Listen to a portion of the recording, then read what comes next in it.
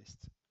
Je souhaiterais aujourd'hui vous faire un retour d'expérience après presque 2 ans et demi passés dans cette capitale hongroise. Je suis heureux de partir, mais la ville, la vie que je me suis construite et les amis que je me suis faits vont me manquer. Au moins, j'en aurais bien profité, et c'est le cœur léger que je m'en vais, libre de toute culpabilité de n'avoir assez voyagé, assez vécu. C'est une aventure encore plus grande, encore plus excitante qui m'attend à présent, la Malaisie, où je vais réaliser un VIE pour l'année et demie à venir. Le contexte étant posé, laissez-moi vous faire un court retour sur mon séjour budapestois, car il y a tant à dire. La ville est au carrefour des civilisations et selon moi, le point névralgique de l'Europe centrale, ou de l'Est en fonction des appellations. Elle porte en elle les stigmates architecturaux et culturels d'une histoire passionnante, vieille de plus de 1000 ans, à savoir 896. C'est un pays qui, disons-le, fut le plus souvent sous le joug de puissances étrangères. Pour en citer quelques-unes, il y eut d'abord les Romains, dont l'empire s'étendait jusqu'aux rives du Danube et dont on peut d'ailleurs retrouver les ruines d'Aquincum au nord de la ville. L'Empire y a laissé quelques traces, dont la plus connue est l'architecture des bains Széchenyi. Majestueux, mais très fréquenté et à présent si cher. Il faut compter une grosse trentaine d'euros contre seulement une vingtaine lorsque je suis arrivé. Il y eut également l'Empire ottoman, repoussé par la suite par la coalition chrétienne européenne, qui occupa la ville pendant environ 150 ans. Pour revenir sur les termes, on retrouve cette influence ottomane dans l'architecture des bains Gellert. Il y a également des lieux emblématiques tels que le tombeau de Gulbaba, lieu de pèlerinage pour les musulmans. Il faut aussi mentionner l'Empire austro-hongrois, dirigé par la famille des Habsbourg, davantage autrichien que hongrois par ailleurs. Leur souverain unique résidant à Vienne, Elisabeth Sissi et Franz Joseph étaient tous deux viennois, pas budapestois, même s'il est vrai que Budapest et le royaume de Hongrie par extension ont connu, grâce à cela, une période faste. Je passerai rapidement sur le XXe siècle, même s'il est extrêmement dense en déceptions et en mauvais choix pour les Hongrois.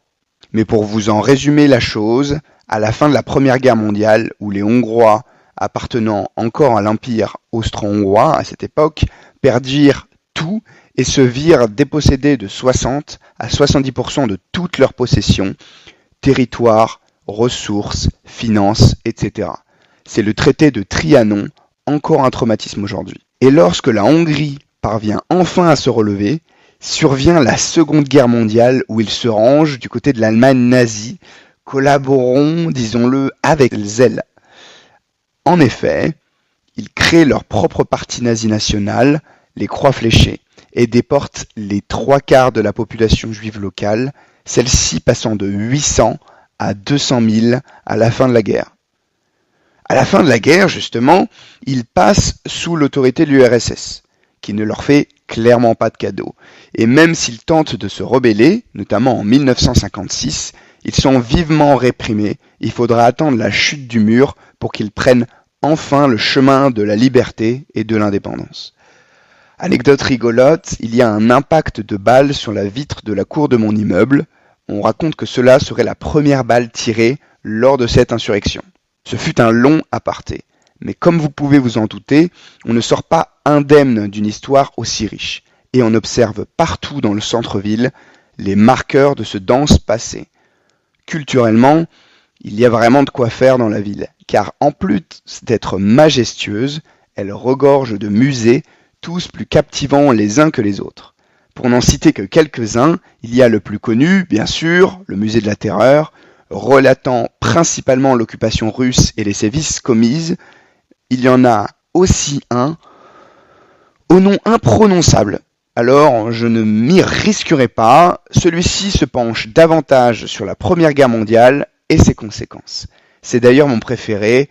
Je l'ai trouvé particulièrement immersif et saisissant. La Hongrie, en dehors de Budapest, c'est un peu décevant. Il y a bien quelques villages de charme comme Szentendre ou de grands et majestueux châteaux, mais ils se ressemblent beaucoup entre eux. On ne retrouve pas une variété des villes comme on peut avoir en France, ou une variabilité des paysages, car il n'y a en Hongrie pas vraiment de relief, ni aucun accès à la mer. Quand on est un amoureux de l'océan ou des montagnes comme moi, on se lasse vite des plaines infinies du pays. La bonne nouvelle, c'est que la Hongrie est un petit pays. À 2 heures de voiture, on ne retrouve pas moins de 7 frontières différentes qui donnent, pour le coup, accès à des paysages bien différents. Je pense notamment en plus proche, la Slovaquie et ses récifs montagneux, idéal pour le ski ou les randonnées, mais aussi la Slovénie. Je fus stupéfait par ces paysages oniriques, tels que le lac de Bled ou de Bohinj, ou même la Croatie, plus réputée, qui est le repère des Hongrois aisés pour leurs vacances d'été, avec le Balaton, bien sûr. J'ai vraiment bien parcouru ces pays, et je pars avec peu de regrets à ce niveau-là. Je recommande la voiture car les transports sont parfois mal desservis dans ces régions-là et ne donnent pas une aussi grande liberté de mouvement. Vous seriez limité à quelques points ultra touristiques, un peu dommage. J'aurais aimé aborder plus de points, mais la vidéo commence déjà à être longue. Je vais donc m'arrêter là pour le moment. Je pourrais éventuellement revenir sur des points plus précis dans une ou plusieurs futures vidéos. En attendant, je vous remercie de m'avoir écouté jusque-là et je vous dis à la prochaine.